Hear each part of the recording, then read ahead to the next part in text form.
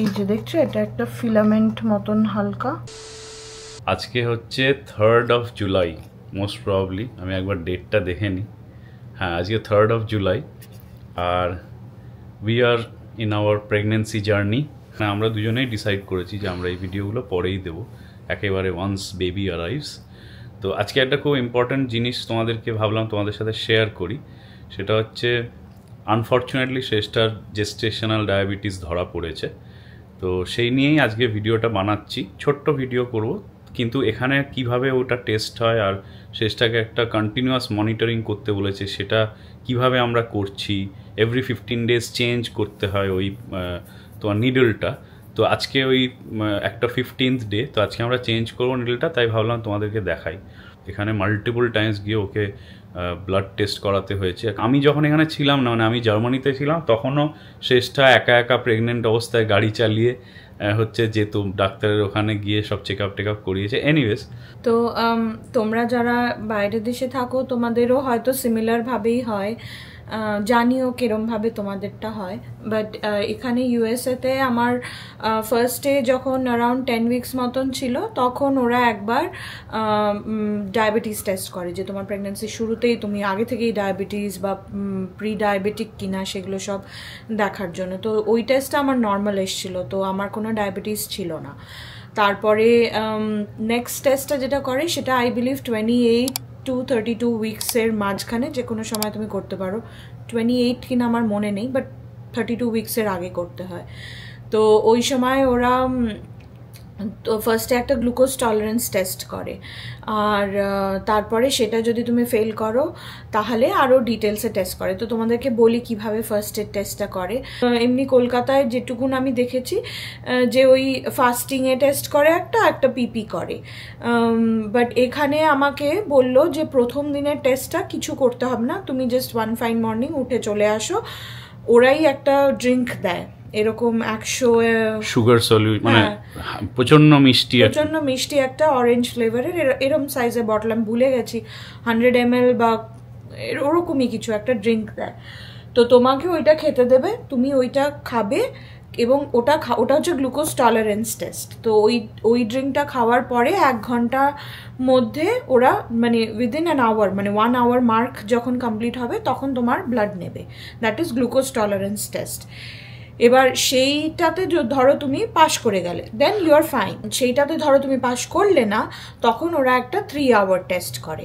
3 hour টেস্টে ওই ফাস্টিংয়ে একটা করবে আর তারপরে আর একটা করবে। আর কতবার ব্লাড নিয়েছে? হ্যাঁ, এবার আমি এক্সপেক্ট করেছিলাম ইনিশিয়ালি যখন বলেছিল যে 3 hour, আমি ভেবেছি যে আমাদের ওখানে যেরকম করে ফাস্টিংয়ে একটা, তারপরে 2 ঘন্টা 2.5 ঘন্টা পরে পিপি।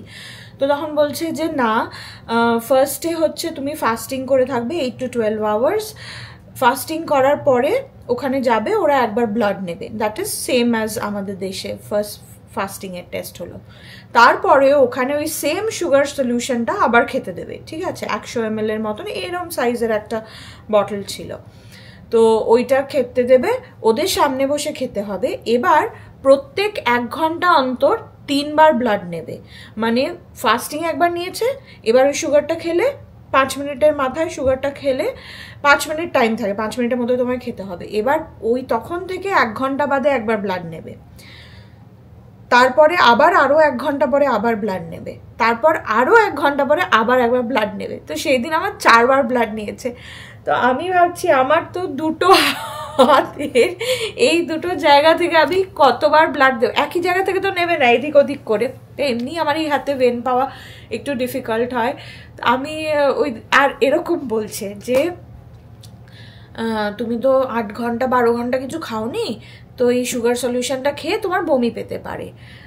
প্রথম 1 ঘন্টা হয়তো পাবে না, বাট 1-1.5 ঘন্টা পর থেকে তোমার আর মাঝখানে আর কিছু খাওয়া, জল টল কিচ্ছু খাওয়া চলবে না। ওই যে 4 ঘন্টা তুমি ওখানে বসে রয়েছো, ওখানেই থাকতে হবে, আর কিচ্ছু খাওয়া চলবে না। বলছে মোটামুটি 2 ঘন্টা 2.5 ঘন্টার পরে তোমার বমি পেতে পারে, আর ইউ মাইট ফিল সিক। যদি বমি হয় যদি বমি হয় তাহলে আমরা তোমার ডাক্তারকে জিজ্ঞাসা করব। সাধারণত বমি হলে টেস্টটা আমরা ক্যান্সেল করে দিই, মানে আবার একদিন আসবে, দিয়ে আবার পুরো ব্যাপারটা আবার হবে। দিয়ে আমি তো একটু ভয় পেয়ে গেছিলাম, মানে লাস্ট যেটা 4th বার ব্লাড নিয়েছে তার আগে আমার একটু শরীরটা সত্যিই খারাপই লাগছিল, তার কারণ অতক্ষণ না খেয়ে তারপরে শুধু একটা ওই চিনির জল খেয়ে আর মানে জাগা রয়েছি, আর একটু জলও খেতে পারছি না। তো এই হচ্ছে ব্যাপার।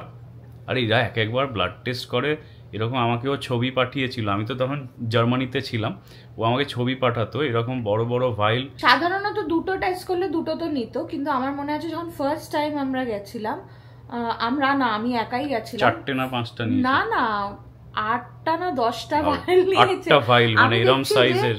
আমি দেখছি যে নিয়ে যাচ্ছে শেষ আর হচ্ছে না, দিয়ে আমি পাশে তাকিয়ে দেখছি ট্রেতে এতগুলো ভাইল ভরে গেছে। আমি বলছি হাউ মাচ মোর, আমি বলছি জাস্ট আ ফিউ মোর। দিয়ে আমি গুনে দেখেছিলাম, দিয়ে ওই ছবিটা আমি ওকে পাঠিয়েছিলাম যে এত ব্লাড নিয়েছে। সেবার অবশ্য প্রচুর টেস্ট হয়েছিল, বাট প্রচুর ব্লাডও নিয়েছিল। এখানে ইউএসএতে মানে বিদেশে জার্মানিতেও তাই ম্যাক্সিমাম ইন্স্যুরেন্স কভার করে। তো ডিভাইস যেগুলো মনিটরিং ডিভাইস, সেটা এমনি আমাদের বাবারা যেগুলো ইউজ করে ওই অ্যাকিউচেক টাইপের ওরকম ডিভাইসও তুমি করতে পারো। সেক্ষেত্রে এখানে আমায় বলেছে দিনে 4 বার করে ব্লাড টেস্ট করতে হবে। তো সাধারণত বাড়িতে তো বাবা মারা ওরম 4 বার করে করে না, হয়তো দিনে 1 বার করলো, বা কখনো কখনো সপ্তাহে 1 বারও করে ওরা। তো ওই আঙুলে ফুটিয়ে তারপরে ওইটা তো বললো তোমাকে তো দিনে 4 বার করতে হবে, তুমি চাইলে ওটা নিতে পারো, ওটা হচ্ছে ফুললি কাভার্ড বাই ইন্স্যুরেন্স। আর আরেকটা যেটা ওই কন্টিনিউয়াস গ্লুকোজ মনিটর, যেগুলো এখন এই বেরিয়েছে না হাতে লাগিয়ে রাখা যায়, ওইগুলো যদি তুমি নাও তাহলে ওইটা মানে কাভার্ড বাই ইন্স্যুরেন্স, কিন্তু তোমাকে একটা মানে একটা ইন্স্যুরেন্স কাভার করার পরেও তোমাকে একটা অ্যামাউন্ট দিতে হবে। তো আমারটা যেমন পড়ছে দুটো ডিভাইস মনে হয় $75 বললো না, হ্যাঁ দুটো ডিভাইস $75, মানে তোমার 1 মাস চলবে, 15 দিন পর পর তোমার চেঞ্জ করতে হয়, আর মনিটরিংটা অ্যাপের থ্রু দিয়ে হয়। এটা একটা। আর আরেকটা ডিভাইস আছে, সেটাতেও সেম জিনিস, কিন্তু সেখানে মনিটরিংটার জন্য একটা আলাদা ডিভাইস কিনতে হয়, উইচ ইজ অ্যারাউন্ড $200।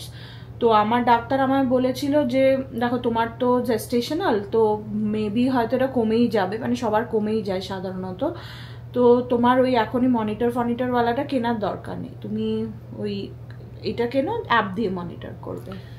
এনিওয়েজ, তো এই হচ্ছে ব্যাপার।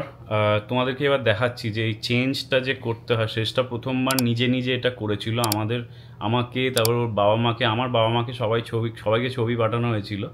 এটা নিডলটা এরকম সাইজের, আর নিজে করাটা খুবই মানে কি বলবো অসুবিধে নয়, কিন্তু প্রথমবার খুব একটা অ্যাংজাইটি হয়, মানে খুব দেখে মনে হয় ওরে বাবা এত বড় নিডল নিজের হাতে ঢোকাবো। তো সেটা আজকে আমি মানে সেকেন্ডটা আমি করে দিয়েছিলাম ওকে, আজকেও আমি করব, তোমাদের দেখাচ্ছি প্রসেসটা। অ্যাকচুয়ালি মানে ফার্স্ট টাইম একটু অ্যাংজাইটি হয়েছিল, লাগে না, সত্যিই লাগে না।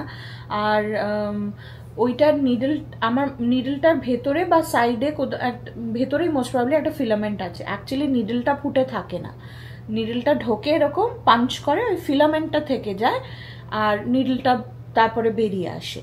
তো আমি প্রথমে ভাবছিলাম কি নিডলটাই থেকে যাবে। এই যে দেখছো, এটা একটা ফিলামেন্ট মতন হালকা,